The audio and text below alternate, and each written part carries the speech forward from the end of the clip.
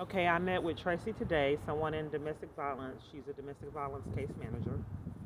And since they play games and start arguments and give me a hard time trying to ask questions, I just wrote them.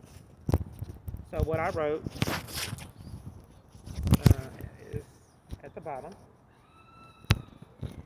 I wrote, I want to know what services you, Tracy, as a case manager, can give me. If my life is in jeopardy now, what services can you give me?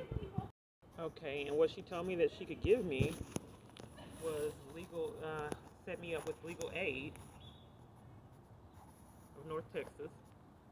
And she told me that she could put me on a program called Rescue Her, which is for sex traffic and victims, domestic violence. And as for housing, they already asked me what would help me get out of my abuse. What are the most vital things to escape his abuse that I think that would benefit me? I said, well, I need to get housed in a safe environment because he controls my environment. And they're not giving me housing. That was one of the most important things. On the other side, they are, but I'm not protected. When you're fleeing from something like this, you really need some strategies that the average person would know about.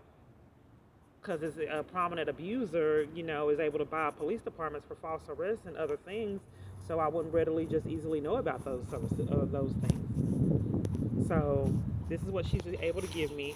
She said no housing, and the only thing that the assistance they give with housing is if you have a job. Right there.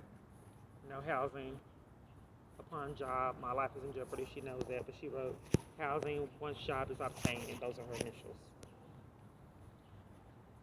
So they want me to get a job before I get housed, and if I'm blacklisted, like they know I am, these are catch-22s to keep me in the abuse, like they have been doing for a long time. They're just better strategies of camouflage, and that he's controlling them. And they did say earlier police was here. I'll put in the descriptions other times that the police came and intervened with me getting housed, and how big the corruption is. So this is what we got today.